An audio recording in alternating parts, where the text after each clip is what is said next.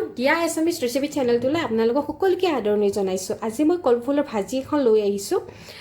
ইয়াৰ কাৰণে অতি simple recipe হয় আৰু বিৰাট সহজ আৰু খুব কম সময়ৰ ভিতৰত হয়। এতিয়া আহকচোন ভিডিঅ'টোলৈ আগবাঢ়ো।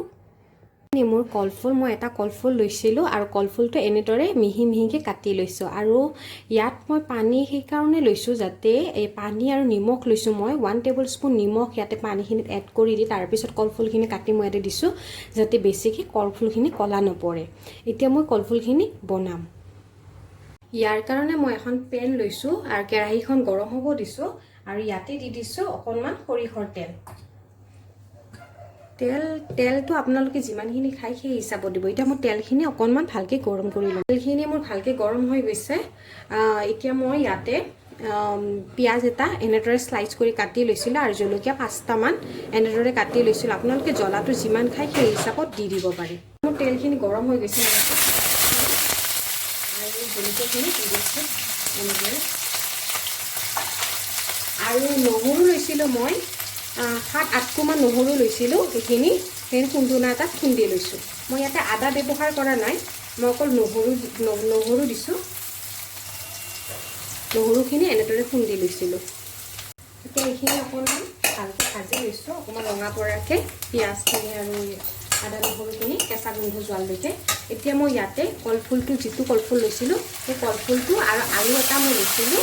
আলুটো আপোনালোকে সৰু সৰুকৈ কাটি ল'লে হ'ল। এটা আলু লৈছোঁ মই, এটা আলু ব্যৱহাৰ কৰিছোঁ আৰু কলফুলটো এনেদৰে মিহি মিহিকৈ কাটি লৈছিলোঁ। এতিয়া এইখিনি ভালকৈ লৰাই দিম। মই কলফুলটো কেনেদৰে মিহি মিহিকৈ কাটিছোঁ যদি আপোনালোকক তেনেদৰে দেখাব লাগে তেতিয়াহ'লে মোক কমেণ্ট বক্সত জনাব। মই এটা ভিডিঅ' কৰি দিম কলফুল কেনেদৰে কাটিব লাগে। এতিয়া মই কলফুলখিনিত 1/2 টেবুল স্পুন দি দিছোঁ হালধিৰ গুড়ি আৰু লগতে দিছোঁ নিমখ সোৱাদ অনুসৰি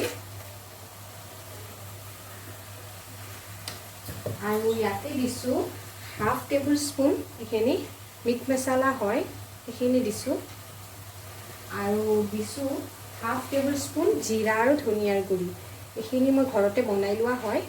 এতিয়া এই গোটেইখিনি মই এবাৰ ধুনীয়াকৈ মিলাই দিম। আজি মই সামগ্ৰীখিনি আগতীয়াকৈ দেখুওৱা নাই, সেইকাৰণেই দেখুওৱা নাই। ইয়াতে খুব কম সামগ্ৰী লাগে কলফুলখিনি বনাওঁতে, বহুত বিশেষ বস্তু নালাগে, সেইকাৰণে মই আগতীয়াকৈ দেখুওৱা নাই। একেবাৰে ডাইৰেক্ট ভিডিঅ'টো মানে মই বনাই যোৱাৰ লগতে দেখাইছোঁ। এতিয়া এইখিনি ধুনীয়াকৈ এবাৰ লৰাই দিছোঁ।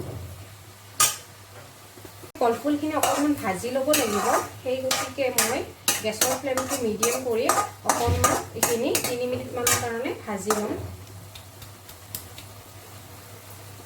এইখিনি ঢাকোন এখন লগাই প্ৰায় 3 মিনিটমান সময় ভাজি ল'ম আৰু গেছৰ ফ্লেমটো মই মিডিয়াম কৰি থৈ দিম, ল' টু মিডিয়াম। এতিয়া মই এইখিনি একবাৰ চেক কৰি চাই লৈছোঁ।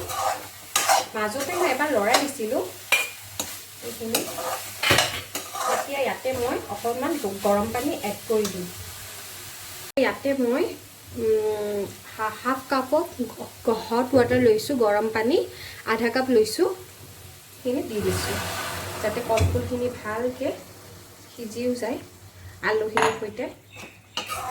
এতিয়া গেছৰ ফ্লেমটো মই মিডিয়ামে কৰি থৈ দিছোঁ। এইখিনি এতিয়া প্ৰায় পানীখিনি শুকোৱালৈকে মই 5 মিনিটমান সময় এনেদৰে বনাই ল'ম। ঢাকোনখন বন্ধ কৰি দিছোঁ। 5 মিনিটমান সময় হৈ গ'ল। মই মাজতে এবাৰমান লৰাই দিছিলোঁ, আপোনালোকেও এবাৰমান চেক কৰি চাই ল'ব মাজতে। এতিয়া এইখিনি পানীখিনি ধুনীয়াকৈ শুকাই গৈছে। এইখিনি মই এতিয়া আলুটোৰ সৈতে অকণমান এনেদৰে হেঁচা মাৰি ভাজি দিম। এতিয়া এইখিনি মই আৰু প্ৰায় 2 মিনিটমান সময় এনেদৰে বনাই ল'ম। ঢাকোনখন বন্ধ কৰি দিছোঁ। গেছৰ ফ্লেমটো মিডিয়াম কৰি মই 2 মিনিটমান সময় আৰু প্ৰায় বনাই ল'ম। এতিয়া মই এইখিনি এবাৰ চাই লৈছোঁ। আমাৰ কলফুলৰ ভাজিখন কমপ্লিট ৰেডি হৈ গ'ল। আপোনালোকেও এনেদৰে বনাই খাই চাব। কলফুলটো বনাব জানে, কিন্তু মই ৰেচিপিটো দি থৈ দিলোঁ। এইখন মোৰ কলফুলৰ ভাজিখন কমপ্লিট ৰেডি হৈ গ'ল। আপোনালোকেও এনেদৰে বনাই খাব। আৰু বহুতেতো বনাবলৈ জানে, কিন্তু মই কিছুমান ভিউৱাৰ্ছৰ কাৰণে এই ৰেচিপিটো দি দিছোঁ। কলফুলত প্ৰচুৰ পৰিমাণে আইৰণ আৰু কেলছিয়াম থাকে, সেই গতিকে আমাৰ যদি শৰীৰত আইৰণ আৰু কেলছিয়ামৰ অভাৱ হয় তেতিয়াহ'লে আমি এনেদৰে কলফুলৰ ভাজি আপোনালোকে বনাই খাব পাৰে। আৰু হাই প্ৰেছাৰ থকা মানুহে কলফুলটো খাব নালাগে বুলি কয় সদায় ল' প্ৰেছাৰ থকা মানুহে কলফুলটো খাব আৰু আইৰণ আৰু কেলছিয়াম যদি কমি থাকে তেতিয়াহ'লে আপোনালোকে কলফুলৰ ভাজিটো এনেদৰে বনাই খাব পাৰে আৰু যদিহে মোৰ ভিডিঅ'টো চাই ভাল পালে তেতিয়াহ'লে লাইক আৰু শ্বেয়াৰ কৰিব আৰু মোৰ চেনেলটো ছাবস্ক্ৰাইব কৰিব তেতিয়াহে মই দিয়া ভিডিঅ'বোৰৰ আপোনালোকে ন'টিফিকেশ্যনবোৰ পাই থাকিব থেংক ইউ